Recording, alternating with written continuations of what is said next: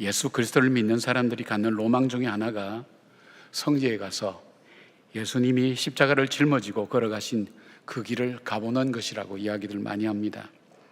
왜냐하면 예수님의 십자가는 바로 우리의 구원과 소망에 직결되어 있기 때문입니다. 그래서 기독교를 십자가의 종교라고 그렇게 부르는 것이죠. 예수님이 십자가를 짊어지고 걸어가신 길을 라틴어로 여러분 많이 들어보셨지만 비아 돌로로사라고 그렇게 얘기합니다. 고난의 길, 슬픔의 길로 그렇게 불려지는데, 이 길은 예수님이 재판을 받으신 빌라도의 법정이 있는 안토니아 요새로부터 시작해서 저 골고다 언덕의 성묘교회까지 이르는 것으로 800m의 거리를 이야기할 때 바로 이 비아 돌로로사라고 그렇게 부릅니다. 왜 이 십자가가 중요할까요? 성경에서 가장 중요하게 다루는 사건이면서도 더 중요한 것은 저와 여러분의 운명을 바꾼 사건이기 때문입니다.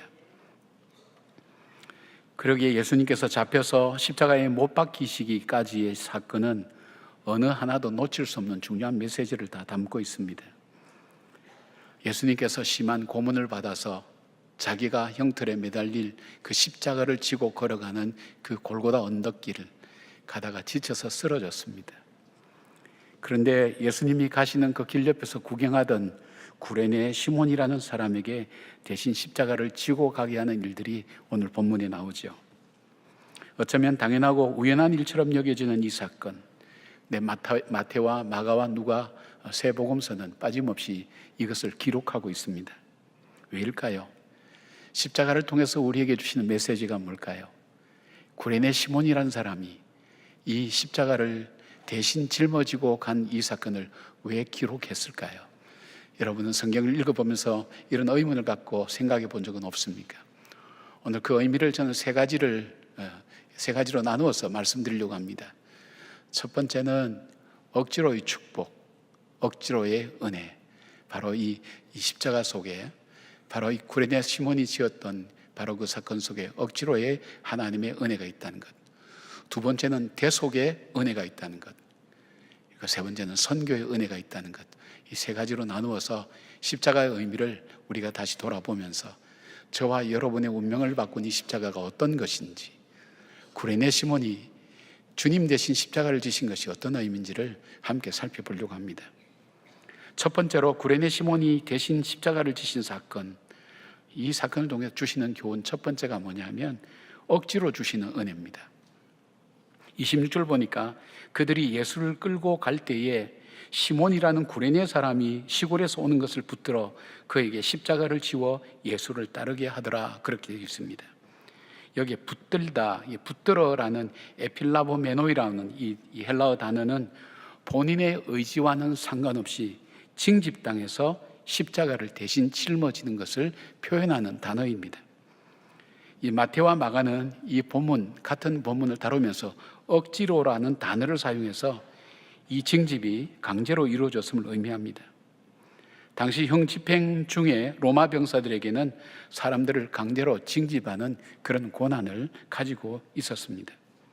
그 다음에 또 예수를 따르게 하더라는 이 표현은, 누가가 쓴 이 표현은 예수님께서 마태복음 16장 24절에 아무든지 나를 따라오려거든 자기를 부인하고 자기 십자가를 지고 나를 쫓을 것이니라 라고 말씀하신 예수님의 말씀을 연상하게 됩니다.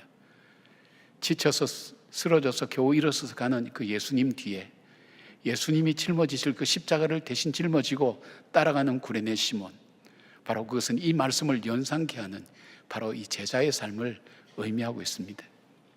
제자란 자기를 부인하고 십자가를 지고 예수를 따르는 것이 제자의 삶. 그런데 우리말로 재수 없이 옆에서 구경하다가 로마 병정 앞에 잡혀서 예수님이 짊어질 그 십자가를 대신 짊어지고 강제로 예수님을 따라가는 바로 이 구레네 시몬의 삶은 대체 어떤 것입니까? 그런데 구레네 시몬이 억지로 졌던 그 십자가, 이 십자가는 훗날 주님의 고난에 동참하는 계기가 되었고 기회가 되었고, 후에 그의 가정이 초대교회 신앙 공동체에 굉장히 중요한 역할을 하는 그런 사람들로 변해져 있었습니다. 자기 의지와는 상관없이 예수님을 믿게 되고 또 십자가를 짊어지게 되는 것을 신학적 용어로 강권적 은혜 혹은 저항할 수 없는 은혜라고 말합니다. 종교개혁자 존 칼빈의 신학을 정리한 요약한 그 주제가 있는데 그것이 영어로 튤립이라서 첫 자를 그렇게 만들어서 만든 신학적 용어가 있습니다. 근데 네 번째 나오는 교리 중에 불가항력적인 은혜라는 게 있어요. irresistible grace라고 하는 것. 불가항력적인 은혜. 이 말이 뜻은 뭐냐면 하나님이 우리를 구원하실 때 우리가 원하지 않아도 하나님의 은혜가 주어지면 그 은혜를 거부할 수 없고 결국 구원에 이르게 된다는 개념입니다. 성경에 있는 내용을 요약해서 성경에 보니까 거절할 수 없는 하나님의 은혜가 이 성경 속에 하나님의 성품 속에 담겨 있다는 것입니다. 여러분, 우리가 예수를 믿게 된 결정적 순간을 떠올려 보면 기쁘고 즐거운 상황보다는 고난과 역경 속에서 할 수 없이 시작하게 된 믿음의 길을 걷는 사람들이 많이 있습니다. 그래서 우리는 하나님의 은혜로 구원받았다고 감사하죠. 왜냐하면 타락한 우리의 본성 속에는 하나님 앞에 나갈 수도 없고 하나님을 알 수도 없고 깨달을 수도 없는데, 그런데 버려진 나를 그 하나님께서 나에게 찾아오셔서 깨닫게 하시고 그리고 주를 알게 하셔서 예수를 믿게 하시고 구원을 받게 하셨다는 겁니다. 여러분 삶 속에 그런 어떤 계기를 통해서 신앙생활 하는 분들이 적지 않습니다. 내가 원하지 않는데 정말 질병으로 나도 어떻게 할 수 없는 고난과 고통 가운데서 탈출구가 없어서 그리고 마지막 붙잡았던 할 수 없이 나왔던 그 예수 앞에 거기서 예수님을 알게 되고 십자가의 사랑을 깨닫게 되고 거기서 다시금 새로운 회복이 일어나면서 신앙의 길로 들어선 사람이 있다는 것입니다. 그래서 이야기할 때 나의 구원은 하나님의 전적인 은혜입니다. 그렇게 고백하게 되는 것입니다. 구원뿐 아닙니다. 하나님께서는 우리를 복 주시기 위해서 억지로 순종하게 하는 환경을 만들 때가 있습니다. 복은 줘야 될 건데 전혀 복 받을 생각을 안 하고 자기 마음대로 살아가는 삶에게 우리가 거역할 수 없는 하나님의 은혜를 베푸셔서 우리가 그 길을 걷게 하는, 그래서 우리의 삶을 축복해 주시는 하나님의 역사가 있습니다. 성경에서 찾아보면 아람 족속의 군대 장관이 나아만은 자신의 한센병을 고침받고자 이스라엘의 엘리사 선지자를 찾아갑니다. 자기는 장군이니까 굉장히 귀하게 대하고 뛰어나와서 맞이할 줄 알았는데 그가 들은 답은 종을 통해서 요단강에 가서 7번 모욕하라는 것이었습니다. 기분도 상하고 화도 나고 그리고 도무지 마음에 들지 않아서 자기 나라로 돌아가려고 할 때에 아마 충성스러운 신하가 충언을 했습니다. 이거보다 더한 것 하라 그래도 하지 않았을 것입니까? 그렇다면 이 양에 왔는데 한번 해보십시다. 이 나만 장군은 기쁨으로 가지 않았어요. 억지로 갔어요. 할 수 없이 갔어요. 자존심도 누르고 그 다음에 자기 갖고 있는 모든 체면도 다 누르고 정말 억지로 갔어요. 한 번, 두 번, 세 번 변화가 없어요. 그것 봐, 그럴 줄 알았다니까. 5번, 6번, 그런데 7번 자기가 씻고 나왔을 때 거기서 깨끗해지는 것을 경험하게 된 거예요. 그러나 하나님을 경배하는 사람이 됐어요. 하나님께서 축복하실 때 억지로라도 하나님 말씀에 순종하게 만들고 기도하게 만들고 예배하게 만들면서 우리와 하여금 축복의 길을 주시는 것을 보게 됩니다. 저 개인에게도 마찬가지입니다. 그러나 제가 한번 말씀드렸지만 우리 공동체가 같이 경험한 것이 있어요. 그것이 여러분 잘 아는 70일 특별 새벽 기도였습니다. 2011년 10월 1일부터 12월 10일까지 함께 이 본당에서 열렸는데 본당만 두고 다른 곳에 이 본당을 리모델링을 하기 때문에 다 부셔놨어요. 여러분 엘리베이터가 지금 이쪽에 있는데 엘리베이터가 원래 저쪽에 있어요. 그 통을 봤어요. 이렇게 얼마나 무서운지 몰라요. 깊어요. 4층 높이 높은 엘리베이터 통, 빈 공간이에요. 다 바꾼 거예요. 그런데 건축은 시작했는데 하나님께 기도를 해야 되겠는데 마음속에 70일 새벽기도 하다라는 그런 마음의 감동이 오는 거예요. 제 개념 속에 40일 정도까지는 있어도 70이라는 단어는 별로 없었어요. 바벨론 포로 70년 뭐 그 정도 생각이 있었지 70이라는 단어가 나하고 연결될 줄 몰랐어요. 그런데 그냥 뜬금없이 70일 특별 새벽 기도인데 제가 생각해 봤어요. 보니까 날도 추워요. 난방 장치가 안 됐어요. 이미 뭐 공사 들어갔기 때문에. 화장실 없어요. 간이 화장실 몇 개 있어요. 그 다음에 자재가 쌓여 있어서 위험해요. 근데 날씨도 추워 새벽이에요. 게다가 그 당시에 제가 한 달 한 반 만에 거의 한 20kg를 한꺼번에 뺐어요. 아무도 안 놀리네. 여러분 몇 킬로 빼고도 자랑하는데 20kg가 빠졌다 그래도 아무리 남의 일이지만 그렇게 무관심할 수 있습니까? 네. 그러니까 힘이 없어요. 그래서 하나님 앞에 그렇게 기도했어요. 하나님, 제가 목사인데 못하겠습니다 그랬어요. 못하겠습니다. 근데 강하게 재촉이 오는 거예요. 정말 어떻게 여러분에게 표현할 수 없는 그 강한 재촉 때문에 그냥 선포하자 그렇게 시작했어요. 우리 교인들이 이상하게 참여하더라고요. 그런데 이제 나중에 물어봤어요. 왜 새벽기도 나오셨어요? 물어봤더니 목사님이 불쌍하더래요. 일주일만 나가주자 그러고 나왔는데 하다 보니까 70일을 하게 된 거예요. 매일 평균 1,400명이 출석했어요. 많이 1,900명이 매일 새벽마다 나왔어요. 우리 사진 한번 띄워주세요. 옛날 사진, 추억의 사진 한번 보십시다. 예. 저 꽉 본당이 완전 가득 찼어요. 예, 본당문이었으니까. 그 다음에요. 예, 저렇게 이제 아시바를 쳐놓고 그렇게 했죠. 그 또 하나 장면이 있어요. 예, 저 장면은 뭐냐면 새벽마다 또 주일마다 먼지가 쌓여있기 때문에 닦아내야 돼요. 저 꼬마가 지금 닦고 있는데 저 꼬마는 지금 청년이 됐어요. 예. 지금 여러분 앉아있는 자리는 그때 앉았던 분들이 새벽마다 엎드려서 기도했던 그 자리예요. 굉장히 역사적인 자리에 여러분 앉아 계시는 거예요. 그리고 개근을 몇 명 했느냐? 개근을 1,400명이 개근했어요. 70일 동안. 그런데 하나님께서 주신 것을 한번 세워봤어요. 그때 저희 교회에 출석 인원이 한 3,500명 정도 됐는데 많이 나올 때는 새벽에 2,400명까지 나오더라고요. 자리가 없었어요.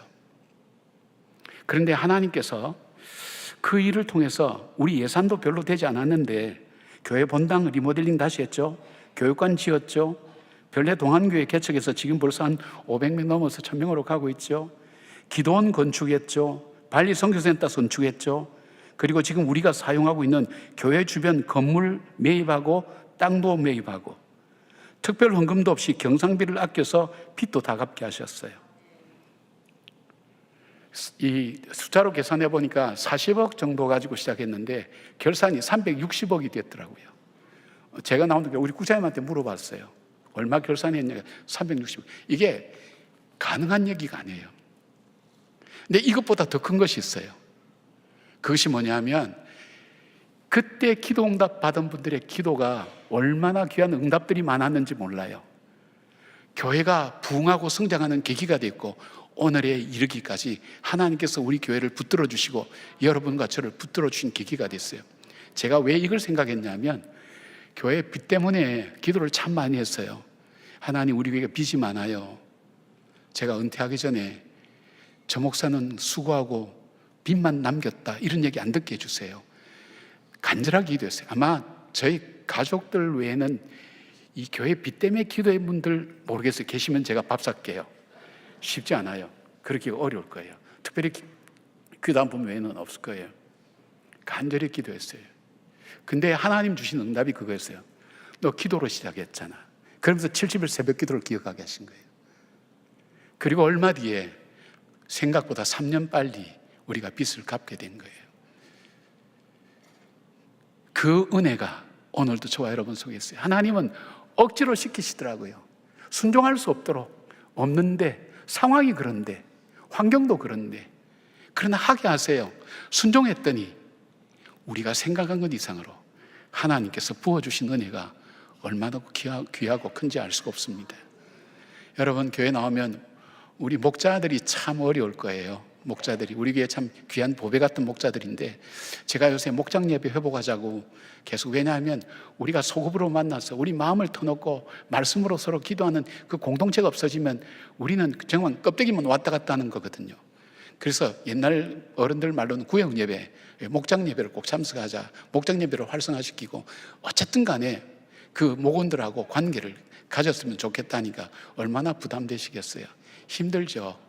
어려울 거예요. 그리고 교회에 오면 오자마자 무슨 뭘 들으라, 뭐 나중에는 뭐 중보기도 훈련을 받아라, 우리 바나바 훈련을 받으라, 그러니까 이게 참 힘든 거예요.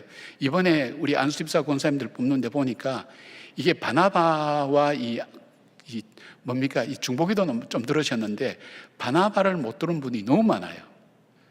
교회 공동체성에 대한 굉장히 중요한 과목을 안 들은 분이 굉장히 많아요. 바쁘시죠? 힘드시죠? 그러나 이거 하라는 게 이 거룩한 부담이에요. 하나님께서 주세요. 근데 뭐든지 하라 그러면 전부 다 주저해요. 못하겠다고 얘기하는데 끝나고 간증할 때 보면 제가 생각하지 못한 상상의 은혜를 하나님께서 부어주셨습니다. 이런 응답을 받게 해주셨습니다. 기도의 응답이 이거였습니다. 섬김을 통해 제가 얼만큼 섬김을 받는 복된 사람인 것을 깨닫게 되었습니다는 것을 고백하더라고요. 이게 힘든 게 아니라는 거예요. 억지로 주시는 은혜. 내 본성은 할 수가 없어요. 내 생각도 내 계산도 안 돼. 근데 하나님께서 어쨌든 간에 기도하는 자리 나가게 하세요. 예배하는 자리 나가게 하세요. 말씀을 듣고 훈련받는 자리에 나가게 하세요. 그러시고 나서 하나님께서 주시는 축복이 있다는 것. 사랑하는 여러분, 여러분 앞에 하나님께서 오늘도 구레네 시몬의 십자가가 주어진다면 여러분 어떻게 하시겠습니까? 구레네 시몬은 선택의 여지가 없었어요.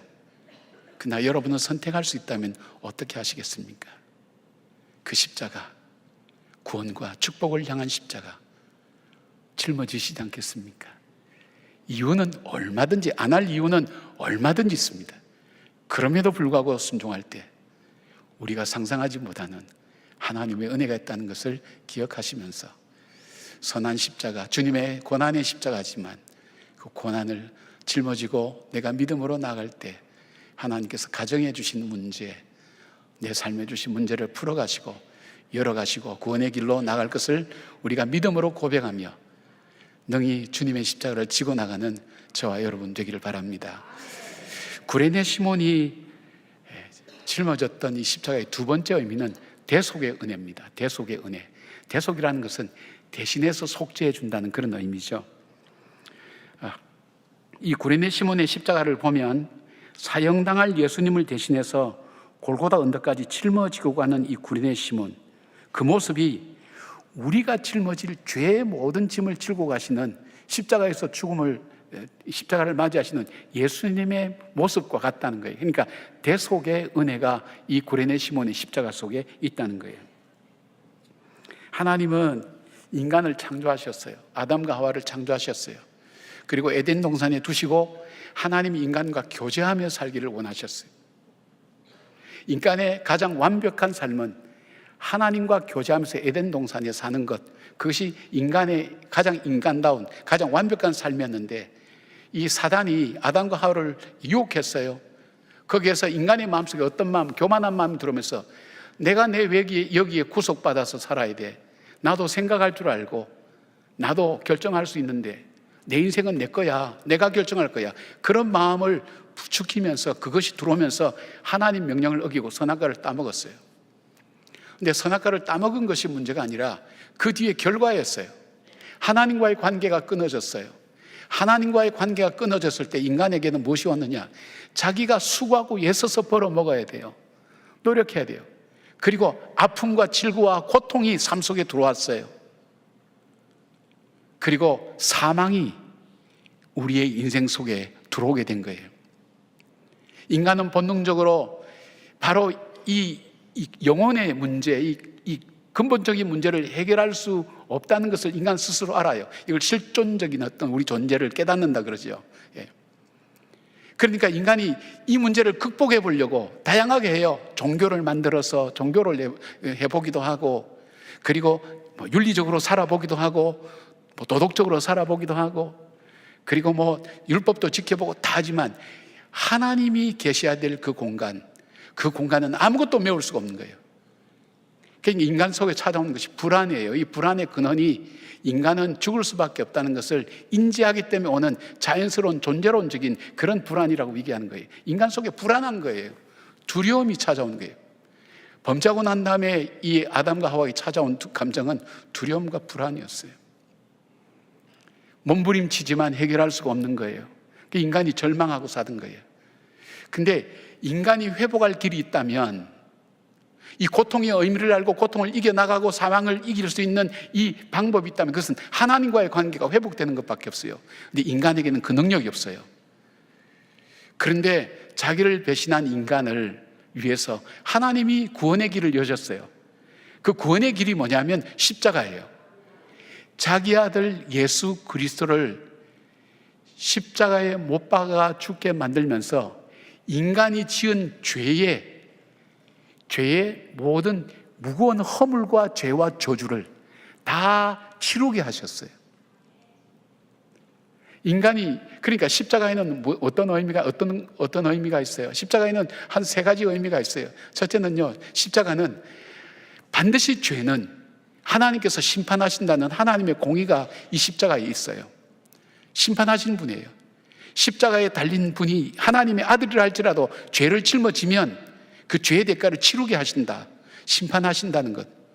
두 번째는 나도 포기한 나를, 희망이 없는 나를 위해서 자기 아들을 십자가에 못 박아 죽기까지 구속해 주신 하나님의 그 사랑과 긍휼을 이 십자가에서 볼 수 있는 거예요. 그 또 하나 있다면 죄값을 치른다는 것이 얼만큼 무서운 형벌인가 하는 것을 우리에게 보여주는 거예요.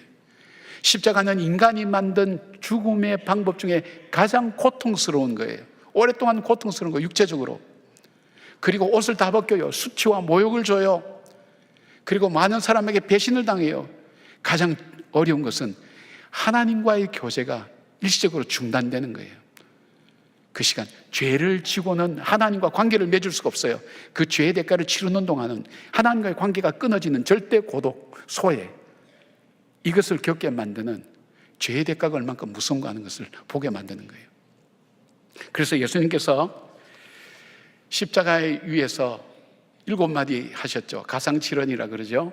그 중에 다 이루었다, 6번째인가 다 이루었다 그렇게 말씀하시고 떠났다고 요한복음 그렇게 증거하고 있는데, 다 이루었다 이것이 헬라말로 테텔레스타이라는 뜻이에요.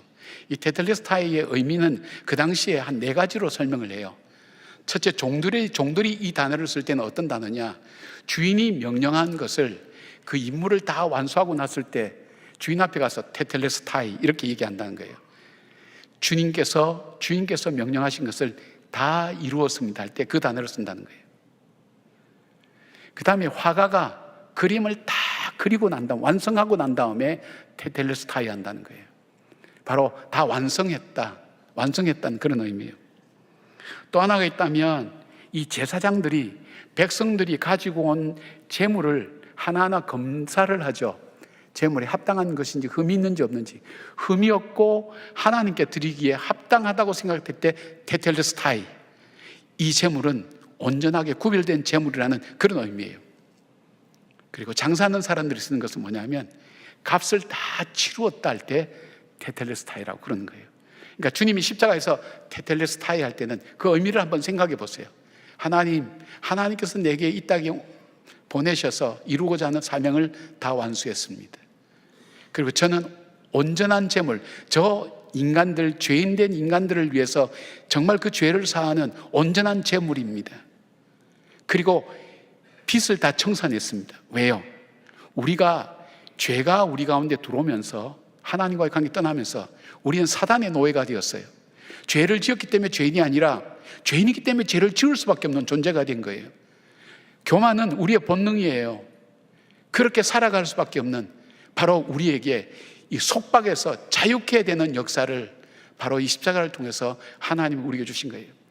하나님의 그 보호 아래 온전한 자유가 우리에게 있다는 것을 보여주신 거예요. 사랑하는 여러분, 그래서 이 구원받는 것, 우리 죄가 다 속해졌잖아요. 예수의 피로 다 씻겨졌어요. 우린 죄가 없어요. 근데 어떻게 구원을 받냐? 그 일들이 하나님께서 하시는 그 예수님의 십자가가 나의 죄를 위한 것이라고 고백할 때, 입술로 고백할 때 그때 구원을 주신다 그랬어요.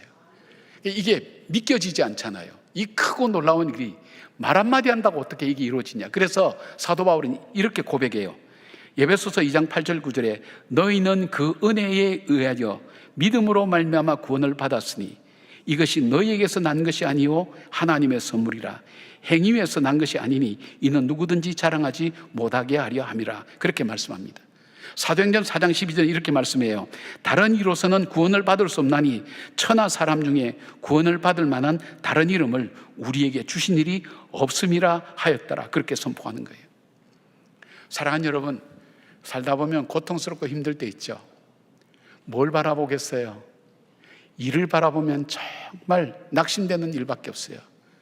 눈을 들어 예수님의 십자가를 보시길 바랍니다. 왜냐하면 이 십자가 속에는 포기한 우리 자신도 용서하시고 받아들이시고 사랑하신 하나님의 사랑이 있어요. 우리가 왜 이 세상에 죽고 싶어요? 사람은 두 가지 조건이 충족될 때 죽음을 생각한대요. 이 세상에 사랑할 사람이 아무도 없구나 하는 것, 그리고 이 세상에는 나를 사랑하는 사람이 아무도 없구나 하는 것이 딱 일치될 때 죽음이라는 걸 생각한다는 거예요. 그래서 지금 하루에 40명씩 스스로 목숨을 끊어요. 매 16분마다 한 사람씩 스스로 목숨을 지금도 던지고 있어요. 우리나라 통계가 그래요. 왜요? 희망이 없거든, 사랑이 없거든. 여러분, 그러나 하나님의 사랑이 오늘 저와 여러분에게 있다고.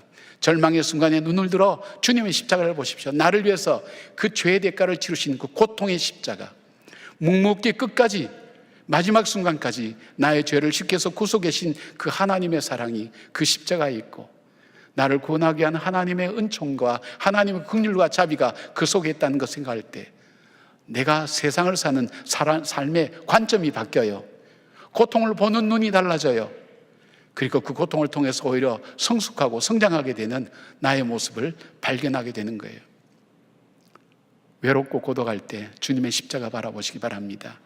더 십자가로 가까이 갈 때 나를 향한 사랑, 죄에 대한 무서움, 죄가 치러야 될 대가들 함께 묵상하시면서 그 무서운 죄를, 무서운 속박을, 죄로 인해서 받는 그 구속을 주께서 용서하시고 내 죄를 사해 주시고 구원해 주셨다. 이 대속의 은혜예요.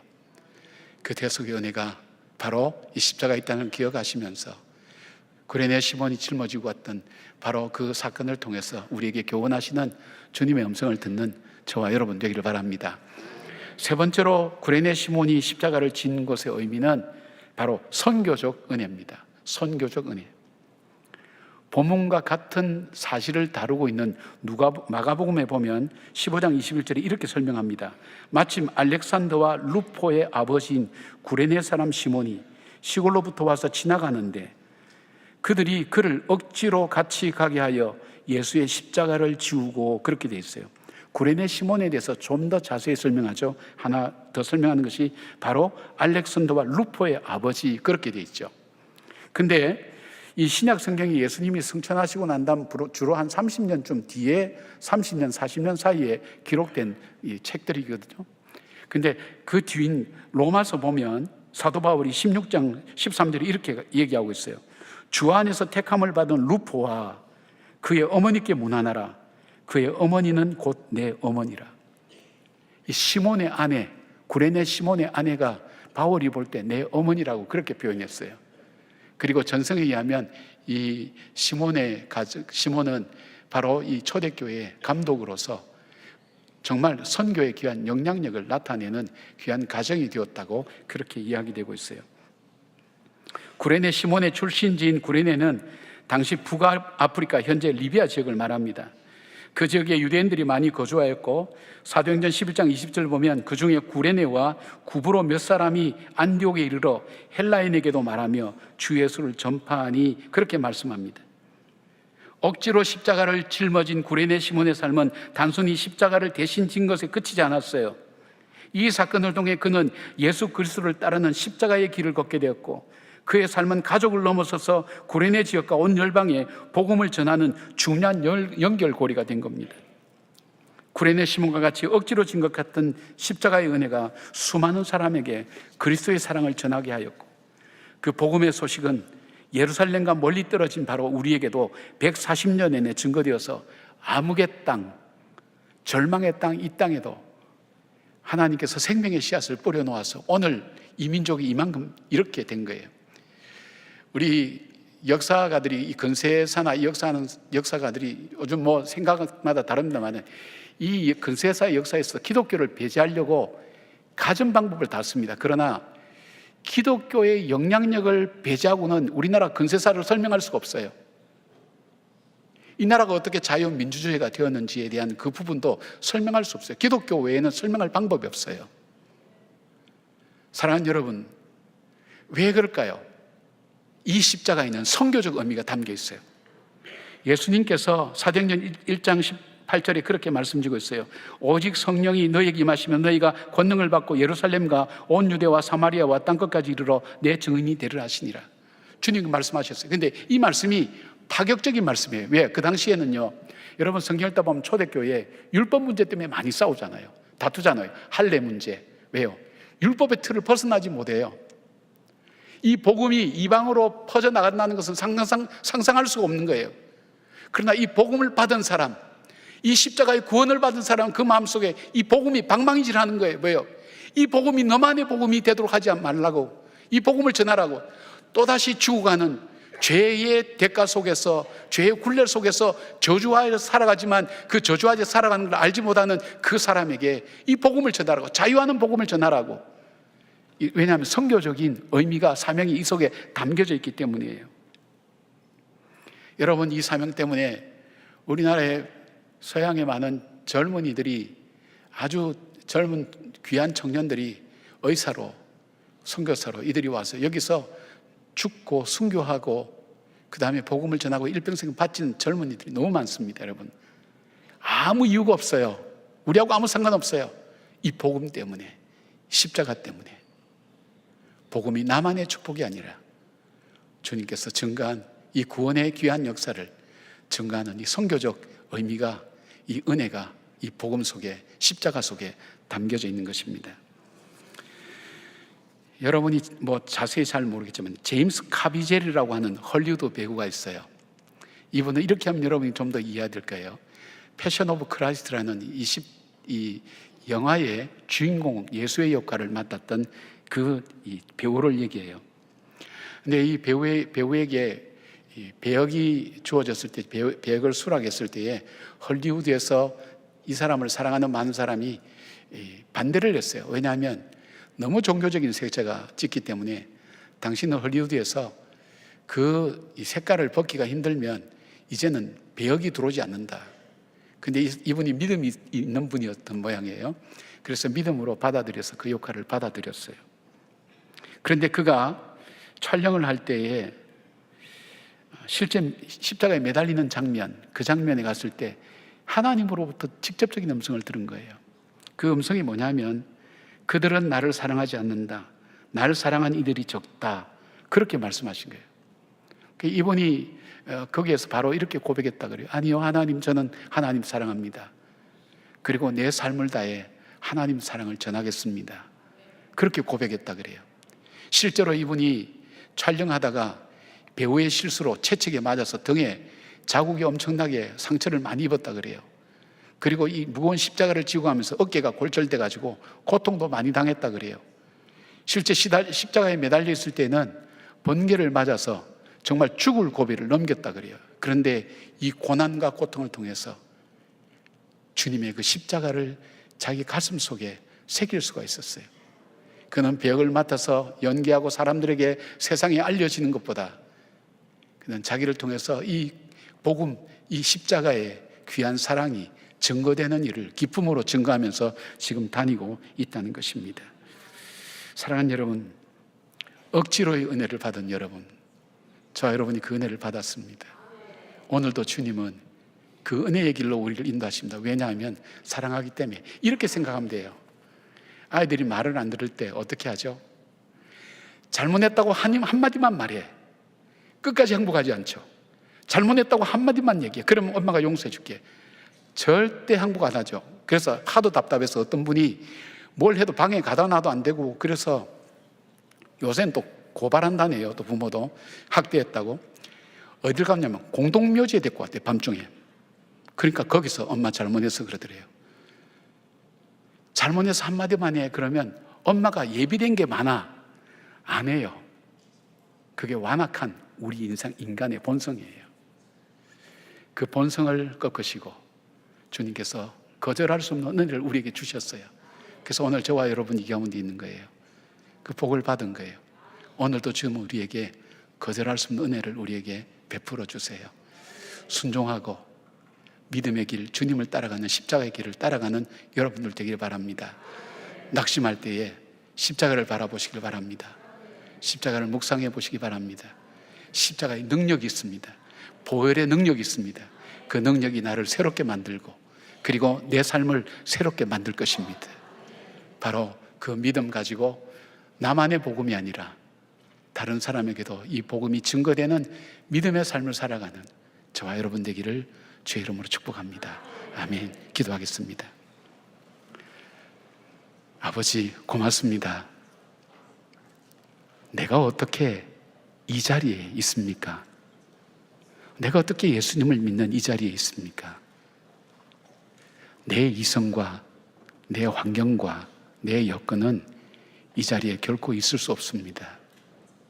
그러나 주님께서 강권적인 역사로 내 인생을 붙드셔서 구원해 주셨고 축복의 길로 인도하셔서 여기까지 허락하여 주셨사오니 십자가의 은혜를 기억하고 감사하는 저희들 되게 하시고 지치고 힘들 때마다 이 십자가를 바라보며 셈 주시는 그 하나님을 체험하는 저희들 되게 하여 주시옵소서. 또한 이 복음이 나만의 복음이 아니라 정말 죄 가운데 살아가며 사단의 노예로 살아가며 소망을 갖지 못하는 저들에게 증거되고 전해되는 복음이 되어서 우리가 받은 이 복음의 빚을 갚아나가는 저희들 될 수 있도록 하나님 함께하여 주시옵소서. 예수님의 이름으로 기도드리옵나이다. 아멘.